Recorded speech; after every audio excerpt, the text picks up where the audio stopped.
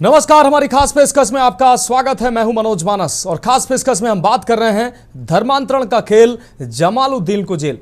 उत्तर प्रदेश में अवैध धर्मांतरण के एक बड़े नेटवर्क का पर्दाफाश करते हुए एटीएस ने जमालुद्दीन उर्फ छांगुर बाबा को गिरफ्तार किया है।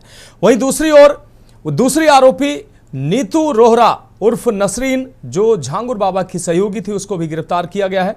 जांच एजेंसियों के अनुसार जमालुद्दीन खुद को हाजी पीर जलालुद्दीन के नाम से प्रचारित करता है। उस पर लड़कियों को बहला फुसलाकर जबरन धर्मांतरण करवाने का आरोप है।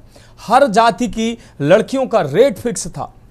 वह बलरामपुर के उतरौला कस्बे में एक लंबे समय से धर्मांतरण का नेटवर्क चला रहा था। इस नेटवर्क के लिए कथित तौर पर विदेशों से 100 करोड़ रुपए से अधिक की फंडिंग भी मिलने की बात सामने आ रही है।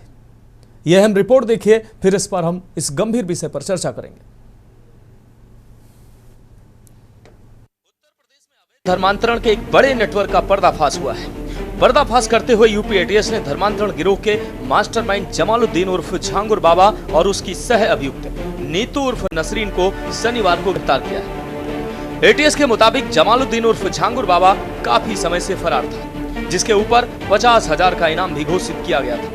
बीते दिनों लखनऊ में विश्व हिंदू रक्षा परिषद की मदद से लोगों ने हिंदू धर्म में वापसी कार्यक्रम के दौरान मास्टरमाइंड बाबा का गंभीर मुद्दा उठाया था और आरोप लगाया था कि सबूत होने के बावजूद जांच एजेंसी झांगुर बाबा की गिरफ्तारी से बच रही है। इसके बाद पुलिस और जांच एजेंसियां हरकत में आईं और जमालुद्दीन उर्फ झांगुर बाबा और उसकी सहयोगी नीतू उर्फ नसरीन को गिरफ्तार से जेल भेज दिया गया। एटीएस के मुताबिक उनको शिकायत मिली थी कि बलरामपुर जिले के उतरौला थाना क्षेत्र में ग्राम मधपुर में पीर साहब, नसरीन, जमालुद्दीन, महबूब आदि नाम से कई संदिग्ध व्यक्तियों के रहने व विदेशी फंडिंग से एक साल के अंदर करोड़ों रुपए की संपत्ति, शोरूम, बंगला, लग्जरी गाड़ियां खरीदी गई। जांच में पाया गया कि जमालुद्दीन उर्फ झांगुर बाबा 3-4 सालों से बलरामपुर जिले के इस पते पर नवीन घनश्याम रोहरा, नवीन की पत्नी नीतू के साथ रहता था।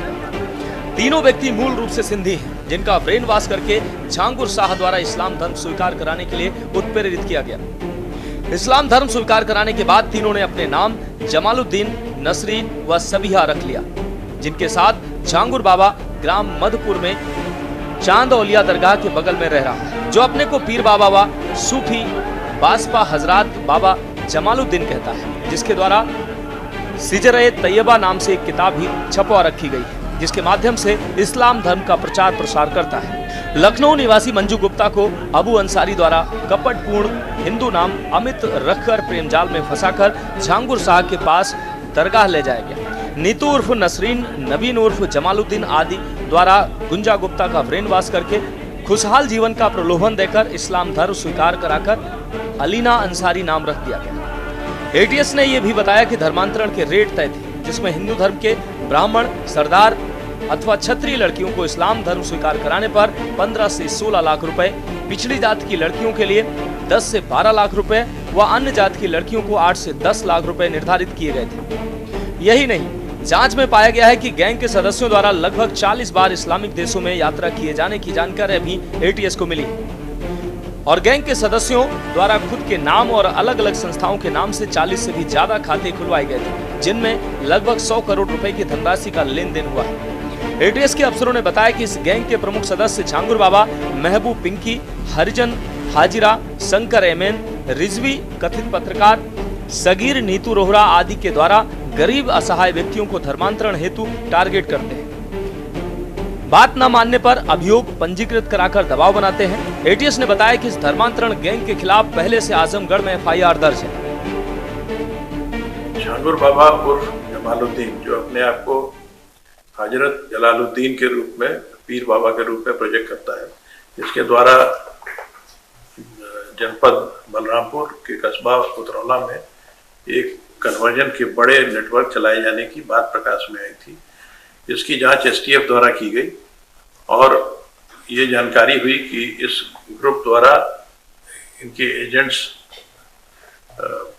प्रेम जाल में फंसाकर यंग लोगों का धर्मांतरण कराते हैं। इसके अलावा नाबालिग बच्चों का भी इस गैंग ने धर्मांतरण कराया।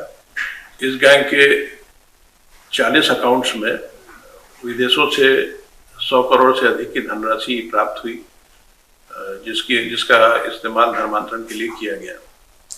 ये सभी जानकारियों के साथ एसटीएफ ने एक केस दर्ज कराया, जिसकी इन्वेस्टिगेशन एटीएस द्वारा की जा रही है। एटीएस ने आज इसके मुख्य अभियुक्त छांगुर बाबा को गिरफ्तार कर लिया है और साथ ही 3 अन्य अभियुक्त भी गिरफ्तार हुए हैं। इसके आगे की इन्वेस्टिगेशन जारी है और भी अभियुक्तों के गिरफ्तार हुए। बलरामपुर जिले में हुए इस चर्चित हिंदू धर्मांतरण प्रकरण में छांगुर बाबा की गिरफ्तारी को लेकर विश्व हिंदू रक्षा परिषद के अंतर्राष्ट्रीय अध्यक्ष गोपाल राय ने हर्ष व्यक्त करते हुए इसे हिंदू समुदाय की वैचारिक और नैतिक जीत बताया है। उन्होंने सीएम योगी आदित्यनाथ और एडीजी लॉ एंड ऑर्डर को कार्रवाई के लिए धन्यवाद दिया और कहा कि ये कदम उन सभी हिंदुओं के आत्मसम्मान की रक्षा का प्रतीक है जो सालों से प्रलोभन, भय और षड्यंत्र के बीच अपने धर्म पर टिके रहे। उन्होंने कहा कि सिर्फ छांगुर बाबा की गिरफ्तारी नहीं बल्कि मुख्य षड्यंत्रकर्ता मोहम्मद अहमद रजा को गिरफ्तार करना जरूरी है, जो अब तक कानून की गिरफ्त से दूर है। उन्होंने सरकार और प्रशासन से मांग की है कि उसे जल्द गिरफ्तार कर न्यायालय द्वारा कठोरतम सजा दिलाई जाए ताकि भविष्य में कोई भी इस प्रकार के धार्मिक षड्यंत्र का दुस्साहस न कर सके। आज मैं माननीय मुख्यमंत्री योगी आदित्यनाथ जी और एटीएस की पूरी टीम को बधाई देता हूं, जो कि विश्व हिंदू रक्षा परिषद के दखल के बाद छांगुर बाबा गिरफ्तार हुआ। क्योंकि कल मैं मुख्यमंत्री जी को सूचना दिया और उत्तर प्रदेश के तेज तर्रार आईपीएस अपर पुलिस महानिदेशक कानून व्यवस्था श्री अमिताभ यश जी से भी मुलाकात किया। उन्होंने कहा जल्द कार्रवाई होगी और कार्रवाई करके इसकी गिरफ्तारी करके आपने दिखा दिया। बहुत बहुत बधाई माननीय मुख्यमंत्री जी को और हमारे एडीजी कानून व्यवस्था श्री अमिताभ यश जी को, जिन्होंने इतने जल्दी तत्परता से 24 घंटा भी नहीं बचा इतना बड़ा अपराधी जो हत्या, बलात्कार, जमीन पर कब्जाने का आरोप, इसके साथ साथ ये आतंकी फंडिंग के साथ साथ महिलाओं का शोषण करना, रेप करना, धर्मांतरण कराना।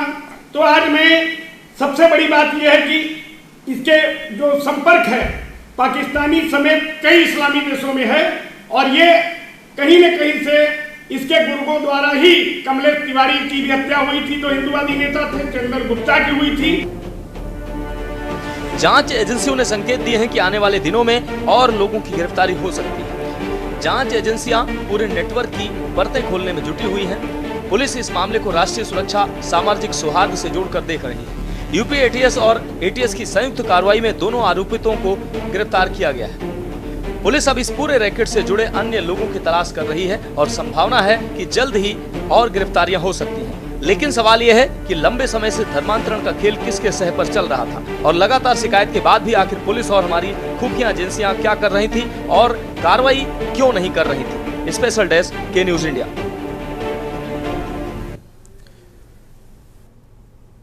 तो ये बड़ा नेटवर्क लंबे समय से काम कर रहा था और उत्तर प्रदेश के ये एक जनपद की कहानी नहीं है, तमाम जनपदों से ऐसी खबरें, ऐसी तस्वीरें सामने आ रही हैं जहां धर्मांतरण का ये जो खेल खेला जा रहा है और खासकर हिंदू बच्चियों को, हिंदू लड़कियों को टारगेट किया जा रहा है और उनके बाकायदा रेट तय होते हैं कि किस जाति की लड़की को अगर आप कन्वर्ट करते हैं मुस्लिम धर्म में तो उसको कितनी राशि दी जाएगी।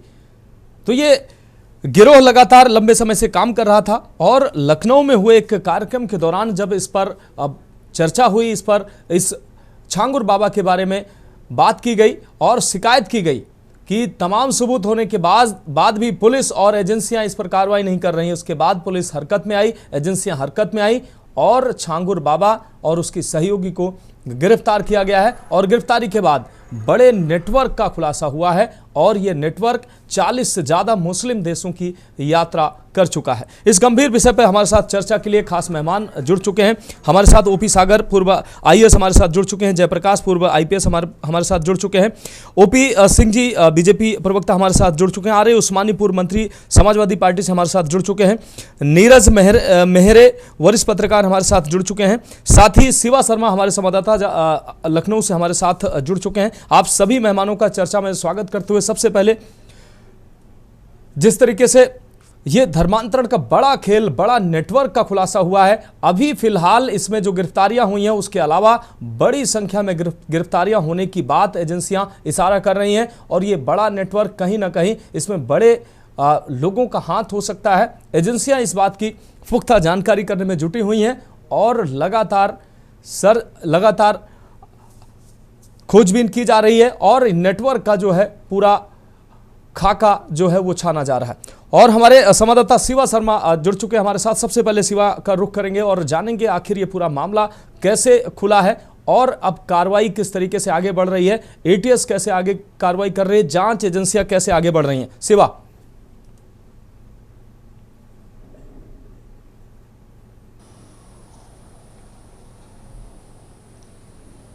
शिवा, क्या आप हमें सुन पा रहे हैं?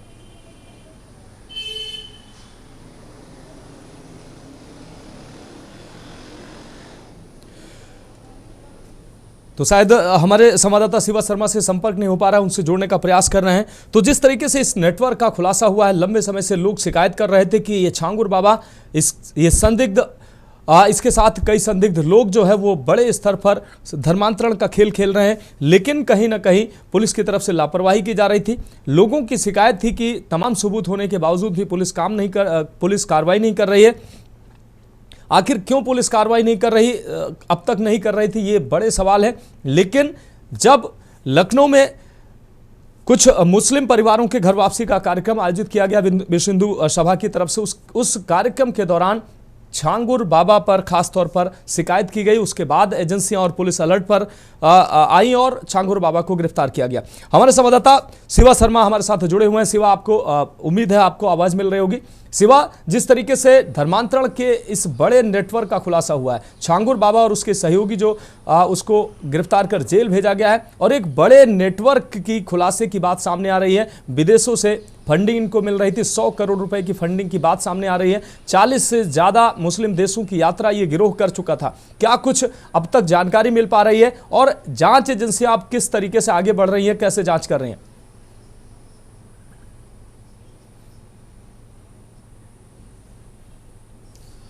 देखिए मनोज, जांच एजेंसियों के लिए मुश्किलें और भी ज्यादा बढ़ गई हैं, क्योंकि इस धर्मांतरण के रैकेट में कुछ लाखों रुपए का खेल नहीं था, 100 करोड़ से ज्यादा का लेन देन है, जिसके ट्रांजैक्शन के पुख्ता सबूत एटीएस की टीम को मिले हैं। तो अब यूपी पुलिस ये करेगी कि इस पूरी जो 100 करोड़ के ट्रांजैक्शन है उसको देखते हुए उन्होंने ईडी को भी इस मामले में शामिल किया है कि जितने भी लेन देन का संपर्क जिससे भी हुआ है उन सब की छानबीन ईडी एक अलग तरीके से करेगी। और एटीएस ने जब जमालुद्दीन उर्फ छांगू बाबा को लखनऊ से गिरफ्तार किया तो वो 127 दिनों से लखनऊ के अंदर डेरा डाले हुए था। इसका धर्मांतरण का रैकेट यूपी के बलरामपुर जिले से काफी महीनों से चल रहा था और इसकी जो सहयोगी है, जो नीतू उर्फ नसरीन है, उसको भी एटीएस की टीम ने गिरफ्तार किया है। और इस बात का पता लगा है कि ये गिरोह सिर्फ 1, 2, 3 नहीं बल्कि कई लोगों से चल रहा था, जिसके तार खाड़ी देशों से जुड़े हुए थे। क्योंकि जब इनकी जांच में जब दस्तावेज तलाशे गए, लोगों से पूछताछ की गई, तो पता लगा ये लोग 40 बार विदेश यात्रा गए हैं और ज्यादातर विदेश यात्रा जो है वो गल्फ कंट्रीज में हुई है।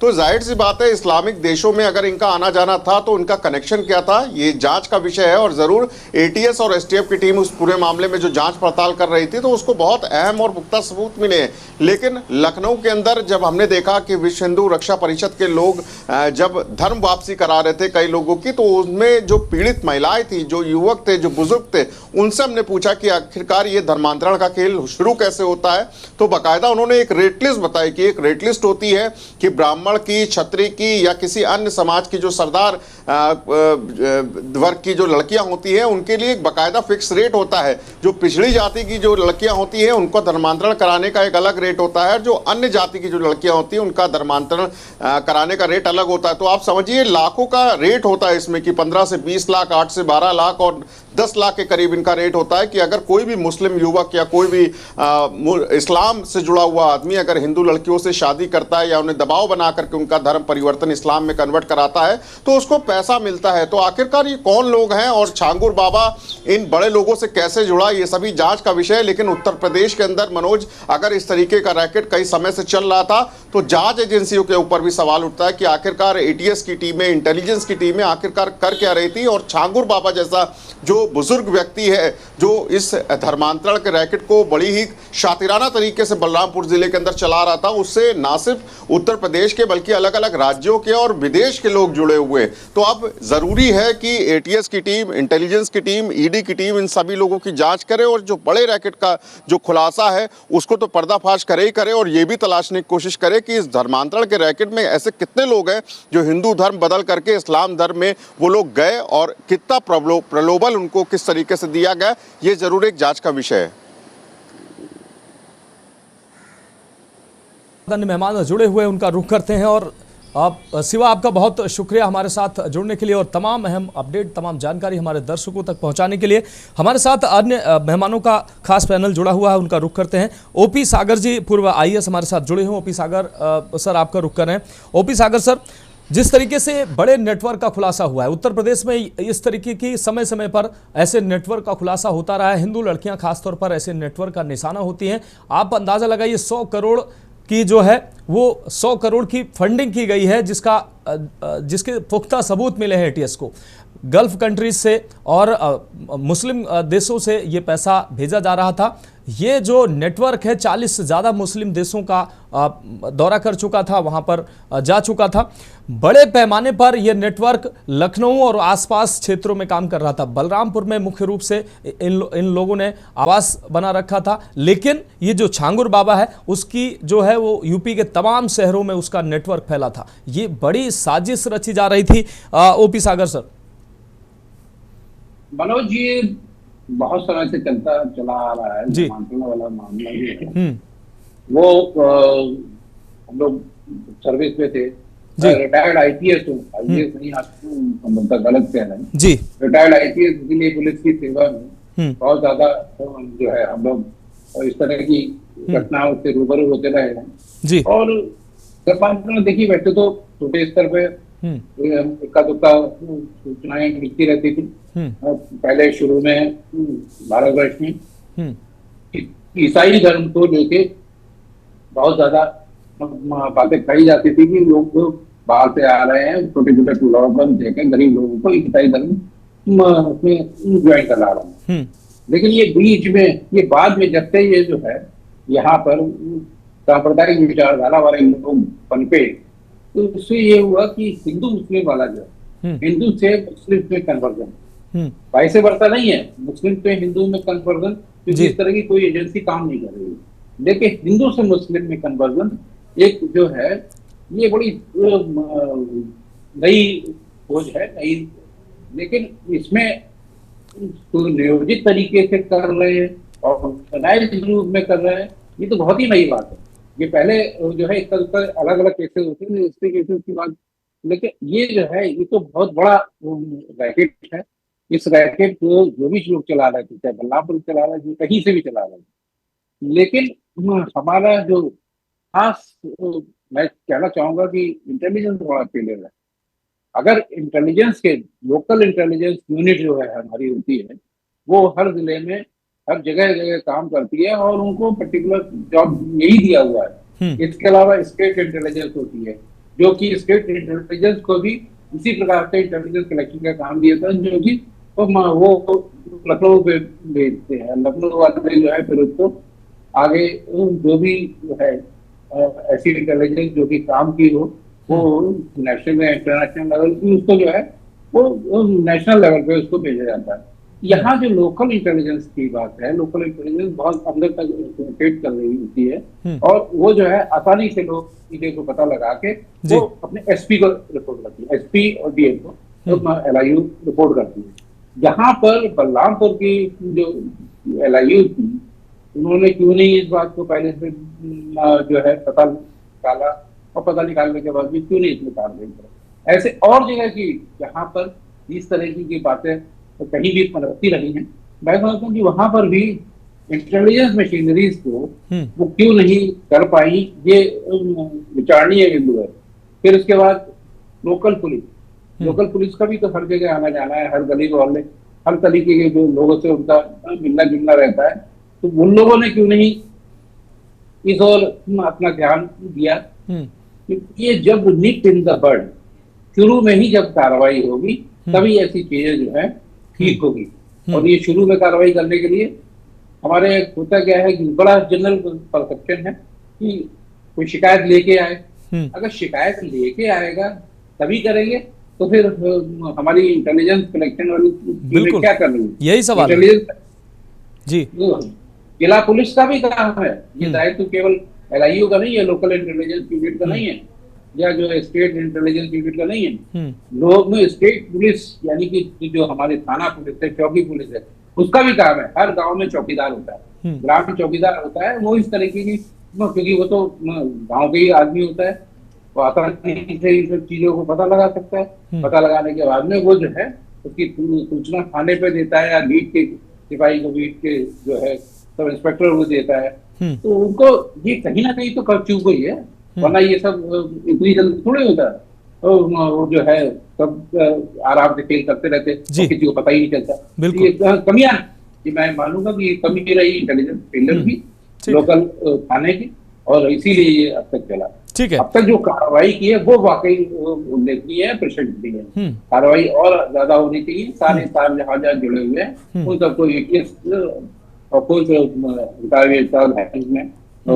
सब जगह पता निकालेंगे, उनकी टीम बेहतर तरीके से काम करेगी। तो मनोज, मैं समझता हूँ कि बहुत ही अच्छा रहेगा, देखिएगा भविष्य में बहुत जल्दी और खुलासे होंगे। ठीक है सर, ठीक है सर, आप हमारे साथ जुड़े रहिए। ओपी सिंह जी भारतीय जनता पार्टी से हमारे साथ जुड़े हुए हैं। ओपी सिंह जी, आपका रुख करते हैं। ओपी सिंह जी, तमाम ऐसी कार्रवाइयां होती रहती हैं, लेकिन कोई ठोस रणनीति जो है वो सरकार नहीं बनाती, और धर्मांतरण का ये बड़ा खेल चलता रहता है। और ये जो खेल पकड़ा गया है ये लंबे समय से चल रहा था। इसमें एजेंसियों, हमारी लोकल एजेंसियां, पुलिस और तमाम लोगों की खामियां साफ तौर पर उजागर हुई हैं।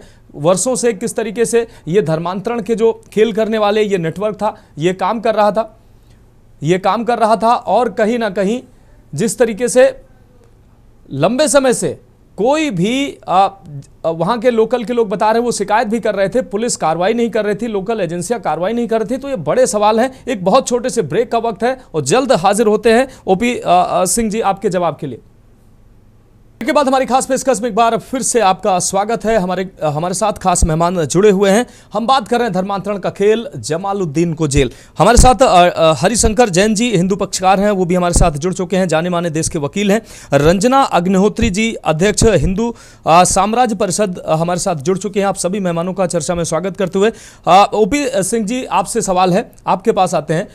धर्मांतरण का ये खेल पहली बार नहीं हो रहा है, और ये सिर्फ उत्तर प्रदेश में नहीं हो रहा, देश के तमाम राज्यों में हो रहा है, और ऐसी खबरें आए दिन आती रहती हैं। लेकिन उत्तर प्रदेश में कानून की तमाम सख्ती के बावजूद भी किस तरीके से पुलिस हमारी फेल नज़र आ रही है, हमारी जो एजेंसियां जो हैं कैसे फेल नज़र आ रही हैं। बलरामपुर के उतरौला में ये जो धर्मांतरण का बड़ा नेटवर्क लंबे समय से काम कर रहा है, भोली भाली हिंदू लड़कियों को, और इस नेटवर्क का टारगेट भी, और अधिकांश नेटवर्क का टारगेट सिर्फ हिंदू लड़कियां ही होती है, मासूम लड़कियां जो बहुत ज़्यादा कुछ नहीं जानती हैं या बहुत ज़्यादा गरीब परिवार से होती है, उनको टारगेट किया जाता है। और ऐसा ही बलरामपुर में देखने को मिला है। लोग कह रहे हैं कि शिकायत वो कर रहे थे लेकिन कोई कार्रवाई नहीं हो रही थी। ये किसकी जिम्मेदारी थी और ये किसका फेल्यूर है? ओपी सिंह जी। मनोज जी, आपने बिल्कुल सही कहा कि देश के विभिन्न हिस्सों में धर्मांतरण का खेल बहुत पुराना खेल है, लेकिन उत्तर प्रदेश में जितनी सख्ती पुलिस प्रशासन और सरकार द्वारा की जा रही है, शायद ही किसी प्रदेश में। आपको जानकारी होनी चाहिए कि धर्मांतरण के विरुद्ध जो कानून बना था उत्तर प्रदेश में सबसे पहले 2021, जिसमें 10 वर्ष तक की सजा और 50,000 रुपए तक का जुर्माना। उसके बाद लगातार प्रदेश के जिन भी जनपदों में इस तरह की सूचनाएं हुई, आए दिन आप समाचार पत्रों में पढ़ते होंगे, चैनल पर देखते होंगे कि इस तरह की जहां भी कार्रवाई हो रही है, त्वरित गति से पुलिस और प्रशासन के लोग उनके विरुद्ध कार्रवाई कर रहे हैं। और उसी का कारण है, ये बात सही है कि विश्व हिंदू रक्षा परिषद द्वारा सबसे पहले इस तरफ ध्यान आकर्षित किया गया, और एटीएस और तमाम पुलिस के अधिकारी और लोग लग करके उसको जमालुद्दीन उर्फ झांगुर बाबा और उसकी सहयोगी नीतू उर्फ सरीन को गिरफ्तार किया गया है। इसके लिए खुद जो है तमाम संगठनों ने उसकी प्रशंसा की। इसके बाद 2024 में भारतीय जनता पार्टी की सरकार ने, आपको याद होगा, 31 जुलाई 2024 को विधानसभा में धर्मांतरण कानून जो बना है उसमें पुनः संशोधन करते हुए इसे और कठोर बनाया गया। लेकिन वो कठोरता सर कहां दिखाई दे रही है? धर्मांतरण कानून बन गया, उसको और कठोर किया गया, लेकिन धर्मांतरण तो बखूबी वैसे ही हो रहा है। रेट तय किए जा रहे हैं, हिंदू ब्राह्मण की लड़कियों के रेट तय किए जा रहे हैं, सरदार की लड़कियों के रेट तय किए जा रहे हैं, क्षत्रिय की लड़कियों के रेट तय किए जा रहे हैं। आपके ये कहने से कि सब कुछ चल रहा है और पुलिस प्रशासन कुछ नहीं कर रही है, तो आप उत्तर प्रदेश की कानून व्यवस्था ही देख लीजिए। 17 के पहले कानून व्यवस्था क्या थी और आज उत्तर प्रदेश की कानून व्यवस्था क्या।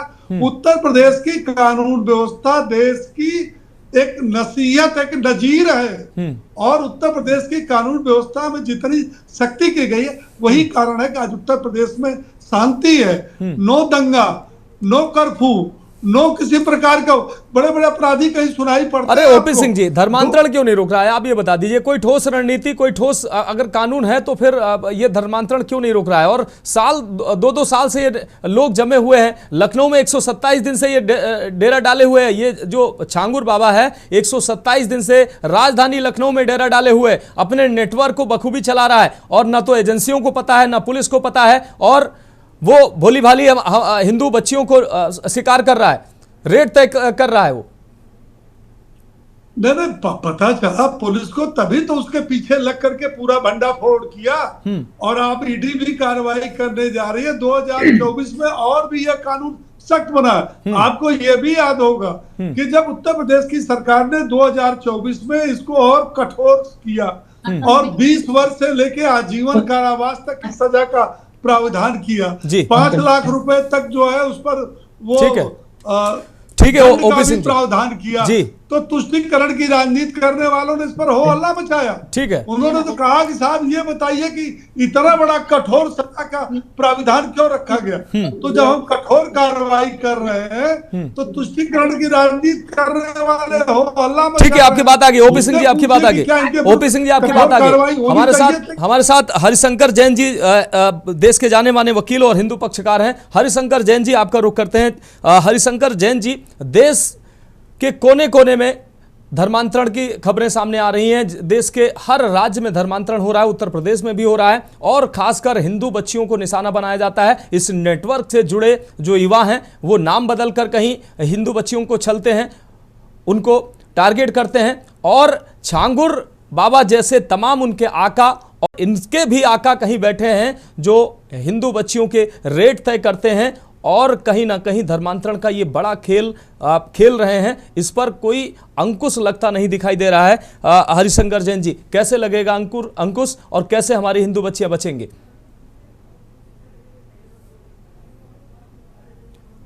और जो चल रहा है जी, वो सबके सामने। कानून कितना ही बना के आप रख दीजिए, किताबों में बंद रहता है जी। कानून बनने से किसी समस्या का निदान नहीं होता है। समस्या का निदान होता है जहां पर ग्राउंड रियलिटी जाने पर, धरातल पर जी। सारे थानों पर हालत ये है, मैं यूपी बात नहीं कर रहा हूँ, पूरे देश में पुलिस वालों की हालत ये है, कोई रिपोर्ट किसी के खिलाफ कीजिए तो सुनेंगे नहीं, पहली बात। और अगर किसी मुस्लिम का नाम ले दिया तो समझ लीजिए कि भागना शुरू कर देते हैं, लगता है कि बिच्छी ने काट लिया जी। तो आपको सरकार को ऑल ओवर इंडिया पुलिस को मुस्तैद करना पड़ेगा। अगर पुलिस सख्त हो जाए तो धर्मांतरण कागज रुक सकती है। मैं आपको बता रहा हूँ, नॉर्थ ईस्ट का प्रकरण, मेघालय का प्रकरण, मिजोरम का, नागालैंड का मेरे सामने आया है। वो क्रिश्चियन मिशनरीज हिंदुओं पूजा नहीं करने दे रहे, अंतिम क्रिया नहीं करने दे रहे।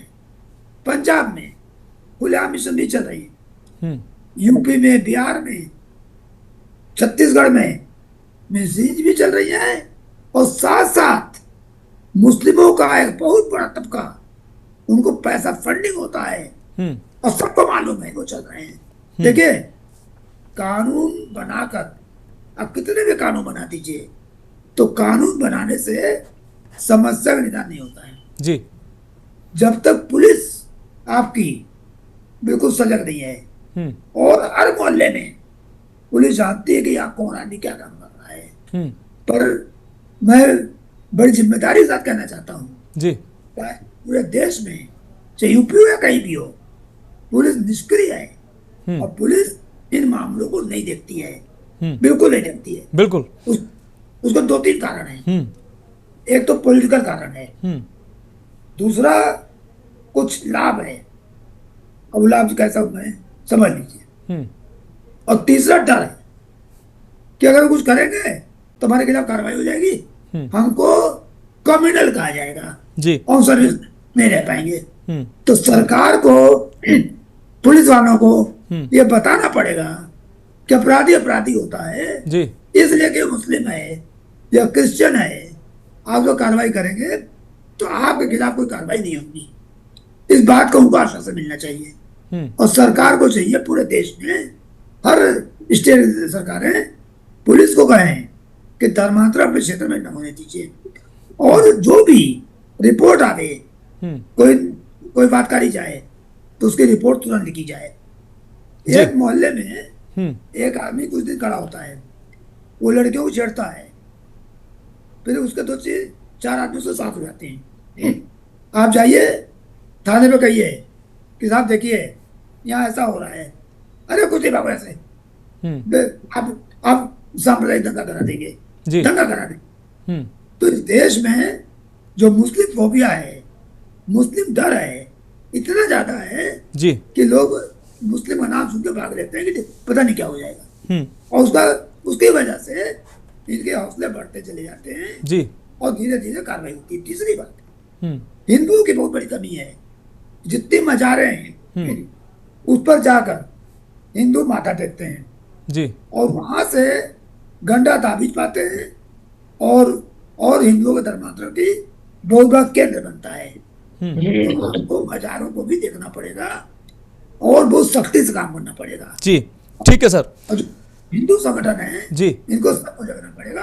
एक बात और कहना चाहता हूँ जी, हमारे परिवार में धर्म खत्म हो रहा है, धर्म की शिक्षा नहीं दी जा रही है, धर्म को पढ़ाना गलत हो गया है, सब कानून में पढ़ रहे हैं। नतीजा ये हो रहा है कि धर्म की शिक्षा नहीं दी जा रही है, तो जो बच्ची है वो नहीं जानती कि हमें क्या करना है, धर्महीन है। पहले वेद शास्त्र सब पढ़ाए जाते थे, धर्म की कोई शिक्षा नहीं है। और ठीक इसके विपरीत और लोग अपने धर्म की शिक्षा अपने बच्चों को देते हैं। तो मेरे सभी माँ बाप से रिक्वेस्ट है जी, कि अपनी लड़कियों को आप जो है धर्म की शिक्षा दीजिए, धर्मशास्त्र पढ़ाइए और नैतिक शिक्षा दीजिए। वो समझें कि अपना धर्म क्या है, दूसरा धर्म क्या है। और जो प्यार में भाग जाती हैं वो न भागें, ये शिक्षा घर से मिलनी चाहिए जी। जब तक घर से शिक्षा नहीं मिलेगी ये काम नहीं।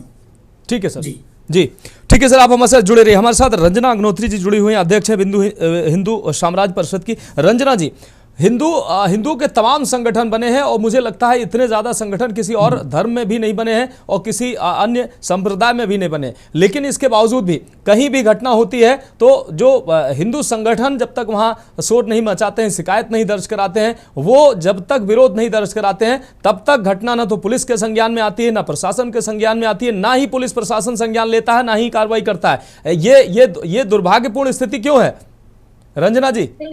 बिल्कुल सही कह रहे हैं। 70 सालों में एक नैरेटिव गढ़ा गया क्योंकि हमारी ही गलती रही। हमारी एजुकेशन क्रिश्चियन मिशनरीज के साथ हाथ चली गई और बॉलीवुड पूरा जिहादियों के हाथ चला गया। सिनेमा ने हमेशा दिखाया कि मुस्लिम चाचा तो बहुत अच्छे हैं लेकिन पंडित जी रेपिस्ट हैं, बनिया काला धन इकट्ठा करता है, छत्री जमींदार है वो ठगता है। ये नैरेटिव गढ़ते गढ़ते गढ़ते गढ़ते पूरी जनता को 70 साल हिंदी सिनेमा ने गीत सुनाए और भाईचारा दिखाया।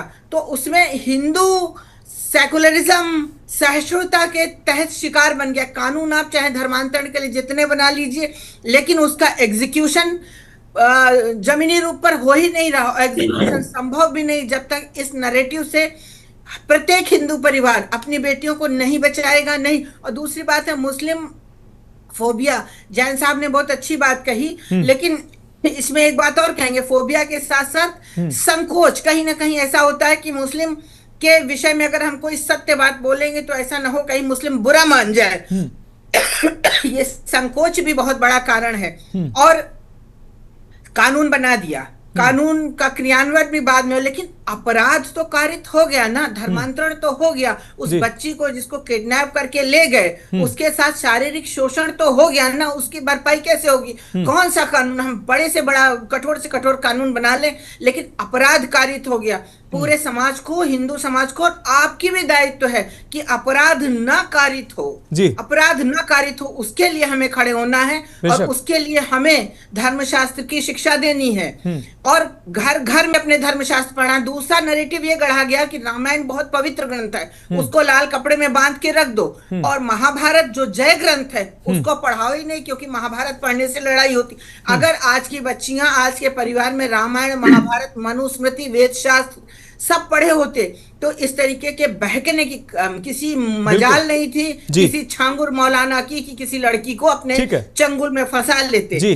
तो ये सारी चीजें, लेकिन उसके पीछे दायित्व तो पूरे हिंदू समाज का है। कहीं ना कहीं हमारी भी गलती रह गई कि हमने बिल्कुल हमारी कहीं ना कहीं गलती है, नहीं दे पाए, जिसका खामियाजा हिंदू समाज ही भुगत रहा है। हमारे साथ पूर्व मंत्री व सपा नेता आर्य उस्मानी साहब जुड़े हुए हैं। आर्य उस्मानी जी, आपका रुख करते हैं। आर्य उस्मानी जी, ऐसी कौन सी स्थितियां हैं, हिंदू बच्चियों को टारगेट किया जाता है, अन्य धर्म, अब मुस्लिम को ही कह लीजिए, मैं स्पष्ट रूप से कह देता हूं, कोई हिंदू नहीं जाता है कि उनकी बच्चियों को धर्म परिवर्तन इस तरीके से कराया जाए। कोई नेटवर्क ऐसा नहीं मिलता है, ना के बराबर कहीं मिलता है, शायद कहीं मिले तो मिल जाए, नहीं तो नहीं मिलता है, कमोबेश। लेकिन ऐसी कौन सी स्थितियां हैं, हिंदू बच्चियों को कन्वर्ट कराया जाता है, उनको लालच देकर, उनको नाम बदलकर, उनकी बच्ची, गरीब परिवारों की बच्चियों को मतांतरण कराया जाता है और उनको गलत रास्ते पर भी कई बार ले जाया जाता है। कौन सी स्थितियां, आप जिम्मेदार किसको मानते हैं आप? मनोज भाई, देखिए, बहुत बढ़िया मुद्दा आपने रखा है जी, और इसके लिए हम आपको बधाई देते हैं। शुक्रिया। ये केवल जो है धर्म का मामला नहीं है जी, ये धर्म में जो कमियां हैं उसका मामला है। लगभग 40 लाख मुस्लिम बच्चियों को हिंदू आताताइयों द्वारा जो है किडनैप करके, बलात्कार करके, शादी करके उनका धर्म को भ्रष्ट कर दिया गया है। और जिस तरीके से जो आप हिंदू धर्म की बच्चियों को जो लोग ये प्रलोभन दे करके कर रहे हैं कि मैं घोर भर्त्सना करता हूं, और इंडिया के कानून के मुताबिक जो अधिकतम इनको सजा दी जा सकती है वो दी जानी चाहिए। लेकिन उसके साथ में कारण भी आप देख लीजिए जी। मैं आपको सुन रहा था बहुत कायदे से, और जो पैनलिस्ट बैठे हुए हैं इनके भी सबके सुन रहे थे, बहुत अच्छी बात बता रहे थे। देखिए, धर्म के अंदर हिंदू धर्म हो, चाहे मुस्लिम धर्म हो, चाहे क्रिश्चियन धर्म हो, बड़े पैमाने पर जो नागालैंड है, मिजोरम है, और जो अरुणाचल प्रदेश है, उधर के जो हमारे प्रदेश हैं जहां पे बड़े पैमाने पर हिंदुओं को क्रिश्चियन बनाया गया है, उनको लाभ और लाल दे करके, तो उनके विरुद्ध कठोर कार्रवाई होनी चाहिए। और छंगुलदास बाबा जो हैं इनके विरुद्ध भी कठोर कार्रवाई होनी चाहिए, और जितनी कार्रवाई हुई इससे ज्यादा कार्रवाई होनी चाहिए, और उन अधिकारियों के खिलाफ भी कार्रवाई होनी चाहिए जो जिनको ये ड्यूटी वहां उन जिलों में सौंपी गई थी जी। लोकल इंटेलिजेंस के खिलाफ कार्रवाई होनी चाहिए, आईबी के खिलाफ कार्रवाई होनी चाहिए, आईटी के खिलाफ कार्रवाई होनी चाहिए। 200 करोड़ रुपया कैसे विदेश से खातों में आ गया? जब एक रूल बना हुआ है जी, बिना एफसीआरए के रजिस्ट्रेशन से विदेश का धन नहीं आ सकता है, तो कैसे आ गया? और अगर इतना धन आ गया है तो वो धन है कहां? उस धन को उन अधिकारियों को दिखाना चाहिए कहां है, और उस धन को जब्त करके भारत सरकार के खजाने में जमा करना चाहिए जी, और दोषियों के विरुद्ध कठोर कार्रवाई करनी चाहिए। देखिए, और दूसरे ये है, हिंदू और मुस्लिम, हम सारे धर्म के लोगों से कहना चाहेंगे कि जो धर्म के अंदर एक बहुत बड़ा जो दहेज प्रथा चालू हो गया है जी, पैमाने पर दहेज चालू हो गया है। हिंदू समाज के और मुस्लिम समाज के लोग अपनी बच्चियों की शादियां नहीं कर पा रहे हैं। गवर्नमेंट को दहेज प्रथा के खिलाफ भी कठोर कार्रवाई बनाने, कठोर कानून बनाने चाहिए।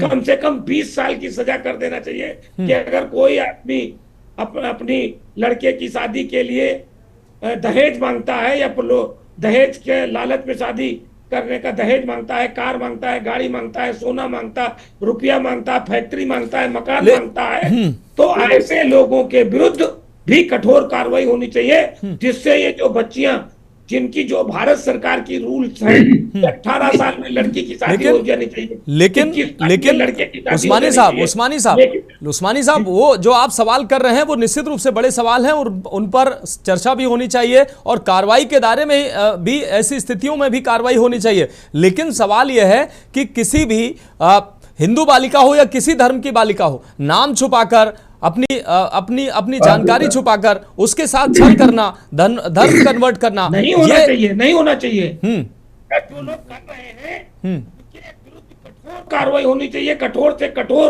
जितने भी कानून हैं जी, वो सारे कानून उनके ऊपर लगा देने चाहिए जी, उनको फांसी पे लटका देना चाहिए।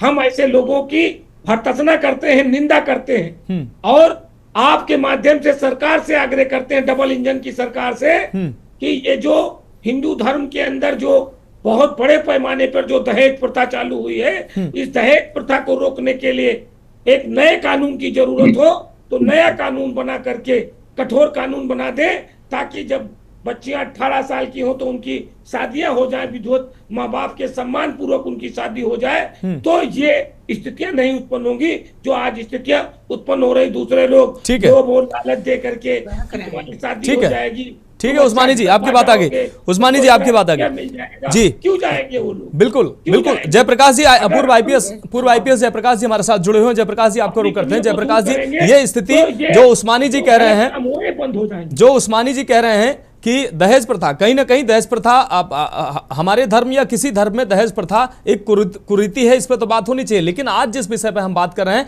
वो कहीं ना कहीं एक अपराध है और देश में जगह जगह अपराध हो रहा है, नाम छुपाकर, अपनी जानकारी छुपाकर, बच्चियों से, भोली भाली बच्चियों से। अब आप देखिए 10वीं की, 8वीं की, 9वीं की, 12वीं की छात्राएं हैं जो वो अपना, उनको बहुत ज्यादा जानकारी नहीं होती, अच्छे बुरे की परख नहीं होती है। ऐसी बच्चियों को बरगलाकर उनके साथ गलत काम किया जाता है, उनके साथ नाम छुपाकर, उनके साथ प्रेम जाल में फंसाकर उनके साथ तमाम कुकृत्य किए जाते हैं। तो इस पर कहीं ना कहीं इसके लिए किसको आप जिम्मेदार मानते हैं?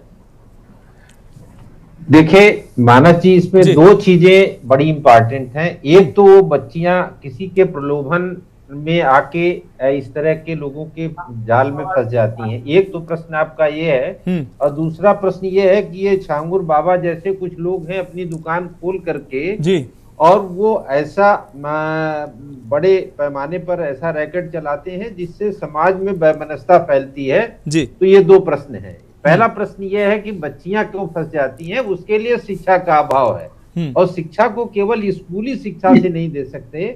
आप परिवारों की भी जिम्मेदारी है कि बच्चियों के जो उनके माँ बाप हैं या जो बड़ी बहनें हैं या घर परिवार में जो लोग हैं उनसे बराबर डायलॉग करें कि वो बाहर की दुनिया से कैसे संपर्क में आ रही हैं, क्या सोच रही, नहीं सोच रही हैं।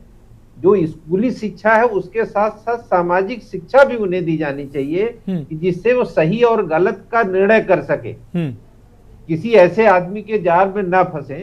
जब भी कोई बच्ची किसी दूसरे के संपर्क में आती है तो निश्चित रूप से कोई आकर्षण काम करता है उसमें। वो आकर्षण यदि परिवार के प्रति हो, सही गलत का निर्णय लेने की उनमें क्षमता हो, तो इस तरह के गलत डिसीजन नहीं होंगे जी। दूसरा प्रश्न जो छांगुर बाबा का है, ऐसे लोगों ने जो दुकान खोल ली है तो निश्चित रूप से यहाँ पुलिस की या लोकल इंटेलिजेंस की लापरवाही है। जो एक आदमी इतना सामान्य जीवन जी रहा था जी, कि बहुत छोटा सा नग बेचने का काम कर रहा था, उसके पास वहाँ करोड़ों की कोठी खड़ी हो जाती है, बहुत बड़े एरिया में अपना वो साम्राज्य खड़ा कर लेता है। तो ये लोगों के आंख में चुभना चाहिए था कि बिना किसी बाहरी पैसे आए हुए एक आदमी इतनी बड़ी दुकान कैसे खोल सकता है, और उसके विषय में छानबीन की गई होती तो शायद इतनी बड़ी घटना नहीं होती और वो आदमी इतना बड़ा रैकेट नहीं पनपा पाता।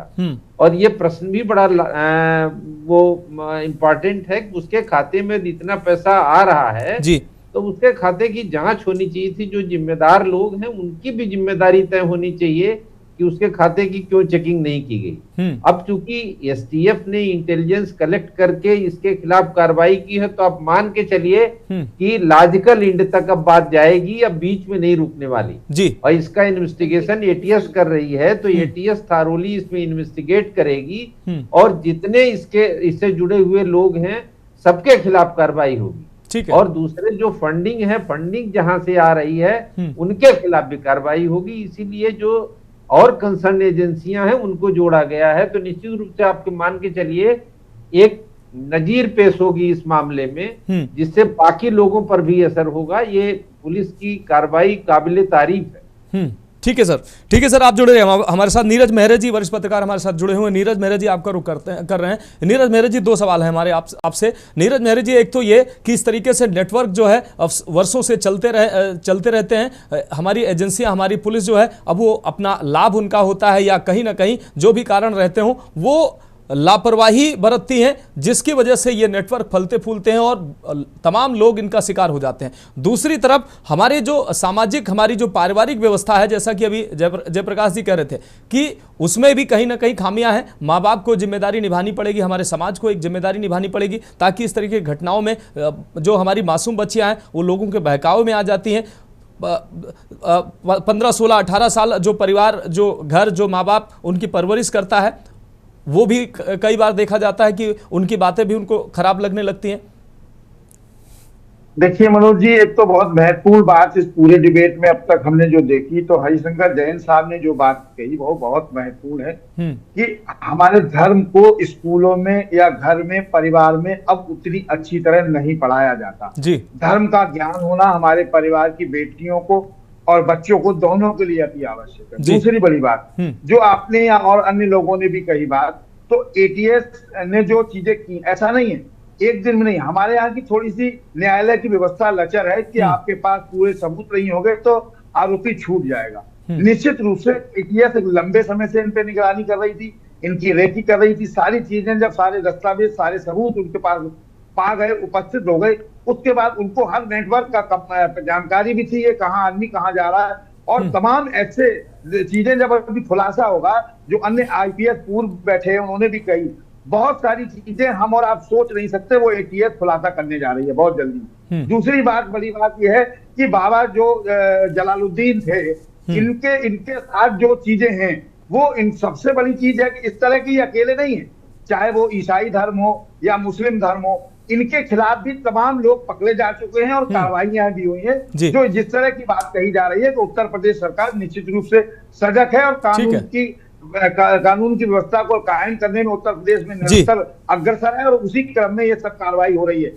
तीसरी बड़ी बात यह कि सवाल ये होता है कि आखिर इनको फंडिंग कौन कर रहा है, और सरकार जब कई बार इनके खिलाफ कार्रवाई कर चुकी है, तमाम लोगों को गिरफ्तार किया जा चुका है, उसके बावजूद भी ये पनप कैसे रहे। तो मुझे लगता है कि इस पे बहुत गंभीरता से सरकार को देखना होगा कि इनकी जड़ कहां तक है, और जड़ जब तक नहीं कटेगी तब तक मुझे लगता है कि ऐसी चीजें होती रहेंगी। आखिरी बात मैं बताना चाहूंगा कि पूरा मामला जो है, जो पूरा मामला आता है, ये सारा लालच का है और खेल सब पैसों का है।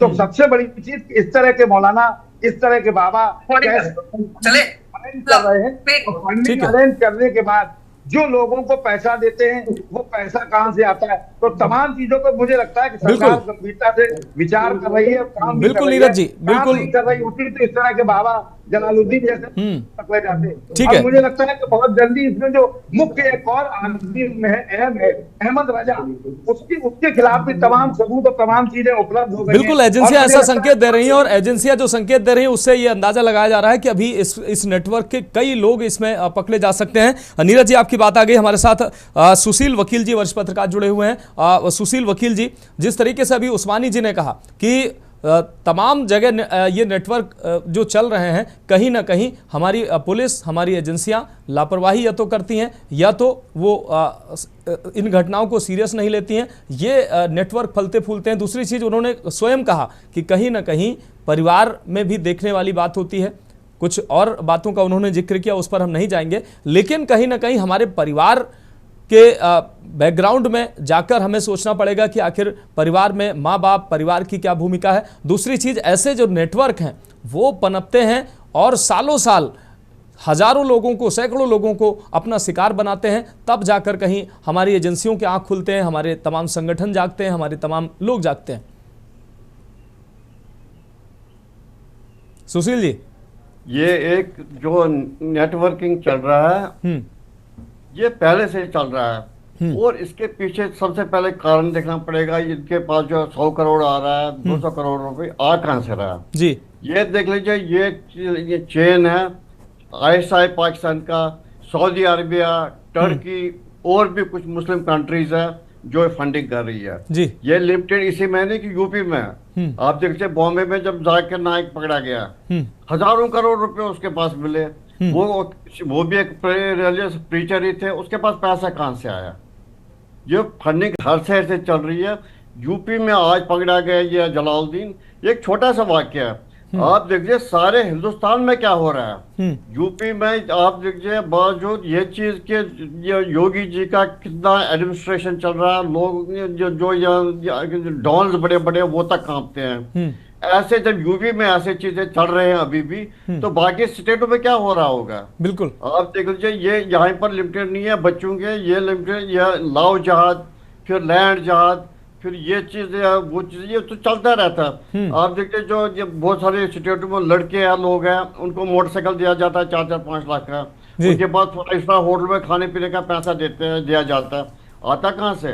अब जैसे इन्होंने कहा कि हाँ जी पुलिस की नाकामी है, पुलिस की नाकामी है और उसके बाद इंटेलिजेंस की नाकामी है। आप देख लीजिए जैसे इसने 100 करोड़ रुपए तक ट्रांजैक्शन किए, 40 बार विदेश में गया। इकोनॉमिक ऑफेंसिव विंग कहाँ पर है जो ये निगरानी करती है फॉरेन फंडिंग वगैरह पे?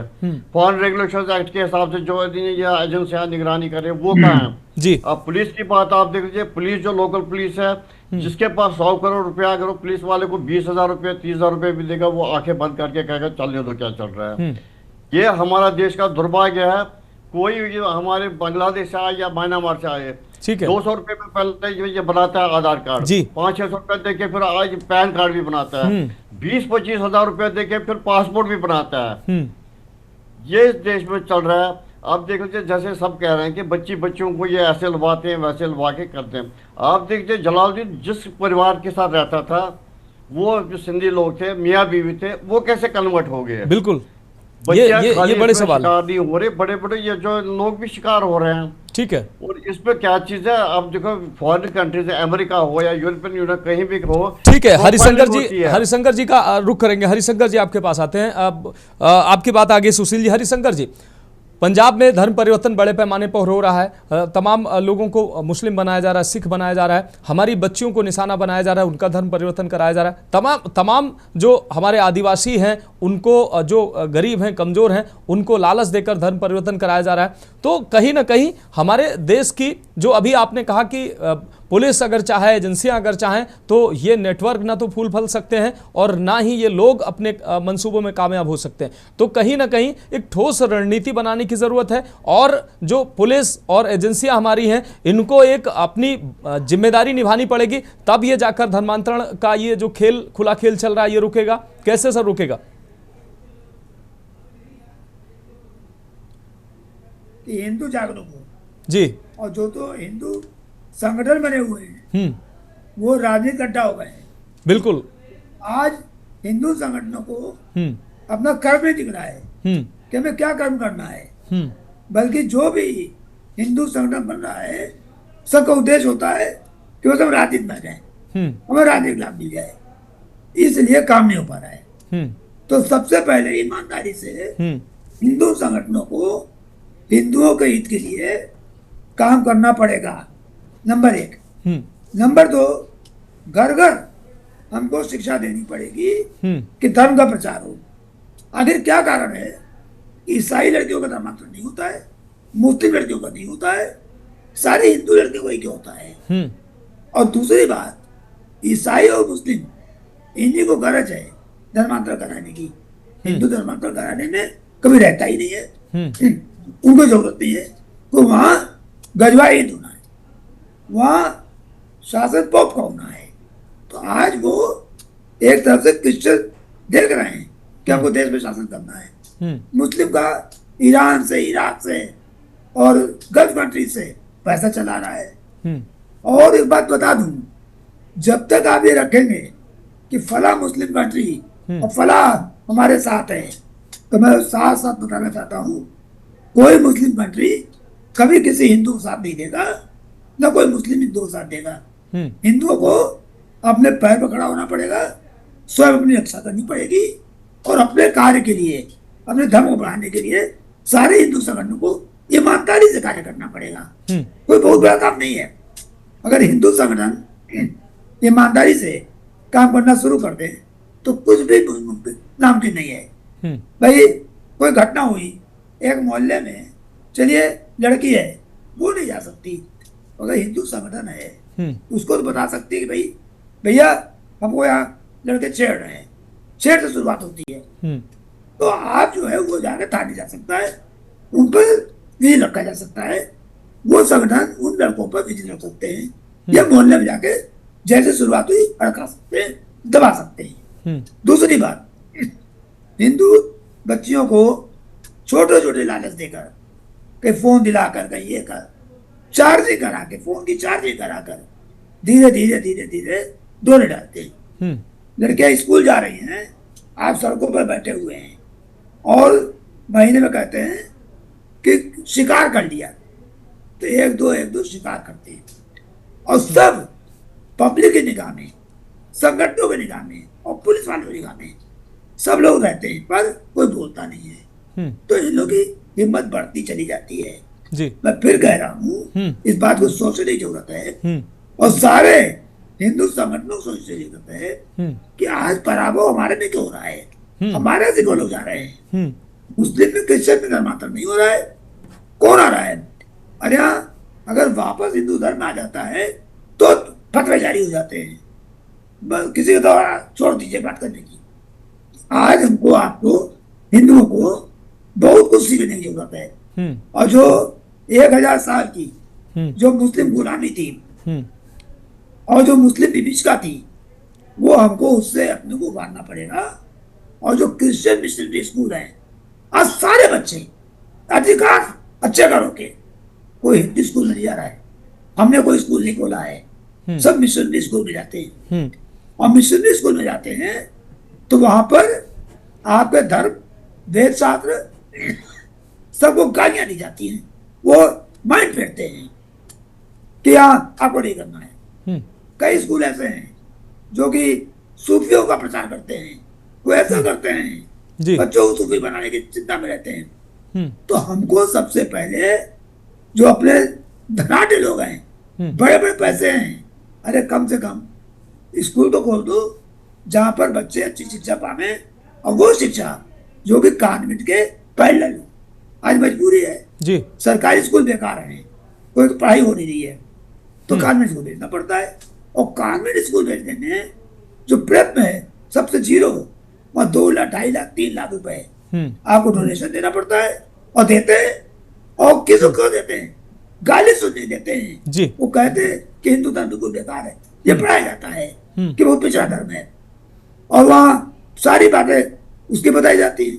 और जितने मदरसे हैं सब में शिक्षा दी जाती है कि हिंदुओं से लड़ना है। बिल्कुल बिल्कुल, जो आपने बातें कहीं ना कहीं बहुत महत्वपूर्ण बातें हैं, और इन बातों को सोचने की ज़रूरत है। बहुत शुक्रिया हरिशंकर जैन जी हमारे साथ जुड़ने के लिए, रंजना अग्नोत्री जी आपका बहुत शुक्रिया, ओपी सिंह जी बीजेपी प्रवक्ता आपका बहुत शुक्रिया, आर्य उस्मानी साहब आपका भी बहुत शुक्रिया, जयप्रकाश जी आपका भी बहुत शुक्रिया, ओपी सागर सर जुड़े आपका भी बहुत शुक्रिया। लेकिन कहीं ना कहीं हरिशंकर जैन जी ने जो बातें कही हैं, महत्वपूर्ण बातें कही हैं, सोचने वाली बातें कही हैं। हिंदू समाज को अपने भीतर झांकना होगा कि आखिर हिंदू समाज का पराभव हो क्यों रहा है। और हमारे समाज में इतने ज़्यादा संगठन हैं, शायद किसी धर्म में इतने संगठन नहीं होंगे, लेकिन सारे संगठनों का एक उद्देश्य है कि उनका अपना राजनीतिक एजेंडा है। वो राजनीतिक व्यक्ति, वो राजनीतिक पार्टी से जुड़ना चाहते हैं, वो अपना नाम कमाना चाहते हैं, लेकिन हिंदुत्व के लिए कोई भी लड़ना नहीं चाहता है वास्तविकता में। और अगर हिंदू समाज को कोई दिक्कत है, हिंदू परिवार को कोई दिक्कत है, तो उस समस्या को